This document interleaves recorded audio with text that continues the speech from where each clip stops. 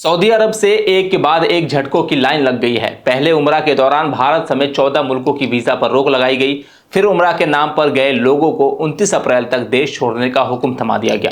अब नया बवाल मचा है। भारत के हज कोटे पर सऊदी सरकार ने भारत के प्राइवेट टूर ऑपरेटर के जरिए जाने वाले हज यात्रियों के कोटे में अचानक 80% की कटौती कर दी है। इसका मतलब करीब 52,000 लोगों का हज का सपना टूट गया। अब सवाल यह है कि सऊदी अरब ने ऐसा अचानक क्यों किया? क्या भारत सरकार से कोई चूक हो गई? क्या सऊदी सरकार का कोई नया नियम आया है या फिर किसी तकनीकी वजह से ये सब हुआ? चलिए आपको तफसील से बताते हैं आखिर माजरा क्या है। ऑब्जर्वर पोस्ट हिंदी देख रहे हैं आप, मैं हूं आपके साथ मोहम्मद उसामा। हज यानी वो मुकद्दस सफर जो हर मुसलमान की जिंदगी का ख्वाब होता है। सालों तक लोग पैसा जोड़ते हैं, दुआ करते हैं कि अल्लाह उन्हें बुलाए। लेकिन सोचिए, जब सारी तैयारी पूरी हो जाए, टिकट बुक हो जाए, पैसा जमा हो जाए और फिर अचानक ये खबर मिले कि आपका हज स्लॉट ही रद्द हो गया है, तो दिल पर क्या बीतेगी? कुछ ऐसा ही सऊदी अरब सरकार की तरफ से भारत के 52,000 यात्रियों के स्लॉट अचानक रद्द करने की खबर जैसे ही आई, पूरे देश में मायूसी की लहर दौड़ गई। हज यात्रियों से लेकर टूर ऑपरेटर और सरकार से लेकर विपक्ष तक हर किसी की बेचैनी बढ़ गई। दरअसल भारत को हर साल सऊदी अरब की सरकार एक तयशुदा संख्या में हज यात्रियों का कोटा देती है। 2025 के लिए भारत को कुल 1,75,025 हज यात्रियों का कोटा मिला था। इसमें से 70% यानी करीब 1,22,500 हज कमेटी ऑफ इंडिया के जरिए और बाकी 30% यानी करीब 52,500 प्राइवेट टूर ऑपरेटर के जरिए भेजे जाने थे। मगर अचानक खबर आई कि प्राइवेट टूर ऑपरेटर को मिलने वाले इन 52,000 स्लॉट्स में भारी कटौती कर दी गई है। ये फैसला ऐसे वक्त में आया जब लोगों ने पहले ही लाखों रुपए एडवांस में जमा कर दिए थे।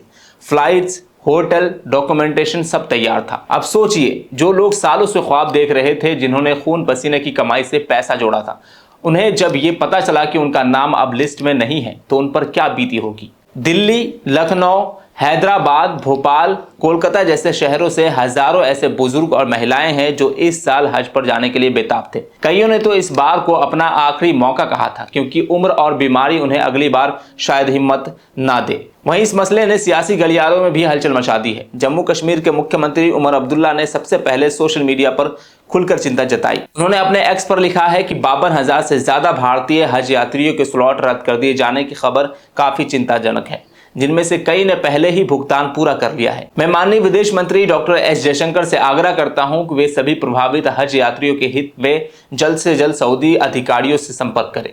उमर अब्दुल्ला ने प्रधानमंत्री मोदी से भी अपील की है कि वो इस मुद्दे को सऊदी सरकार के सामने रखे, ताकि भविष्य में भारतीय हज यात्रियों के कोटे में कोई कटौती न हो। दूसरी ओर पीडीपी अध्यक्ष और पूर्व मुख्यमंत्री महबूबा मुफ्ती ने भी तीखा बयान दिया है। उन्होंने कहा है कि सऊदी अरब से परेशान करने वाली खबर आ रही है। रिपोर्ट्स बताती है कि भारत के निजी हज कोटे में से 80% में अचानक कटौती कर दी गई है। इस अचानक फैसले से देश भर के हज यात्रियों और टूर ऑपरेटर को भारी परेशानी हो रही है। उन्होंने विदेश मंत्रालय से तुरंत हस्तक्षेप करने की मांग की। हालांकि सरकार की दखलंदाजी के चलते अब सऊदी अरब के हज मंत्रालय ने हज पोर्टल को दोबारा खोलने की इजाजत दे दी है, लेकिन ये छूट सिर्फ कंबाइंड हज ग्रुप ऑपरेटर्स यानी साझा हज ग्रुप ऑपरेटर्स को दी गई है। अब इनके जरिए 10,000 और भारतीय हाजी हज पर जा सकेंगे, बशर्ते कि मीना में जगह खाली हो। अल्पसंख्यक कार्यालय मंत्रालय ने कंबाइंड हज ग्रुप ऑपरेटर्स को सख्त हिदायत दी है कि वो बिना किसी देरी के पूरा प्रोसेस जल्दी निपटाए, वरना मौका हाथ से निकल सकता है। सरकार ने साथ ही ये भी कहा है कि अगर सऊदी हुकूमत और रियायत देती है तो भारत सरकार इस कदम की सराहना करेगा और शुक्रगुजार रहेगा। जी की रिपोर्ट के मुताबिक सऊदी अरब ने भीड़ को कम करने के लिए इस साल हज कोटे में कटौती की है। इसके तहत कुछ देशों के प्राइवेट टूर ऑपरेटर की संख्या सीमित की गई है। जिन प्राइवेट टूर ऑपरेटर्स ने यात्रियों से एडवांस लिया, होटल बुक किए, टिकट कराए, उनके लिए यह फैसला एक बड़ा झटका है। देश के मुसलमानों में भी इस पूरे मामले को लेकर के जबरदस्त नाराजगी है।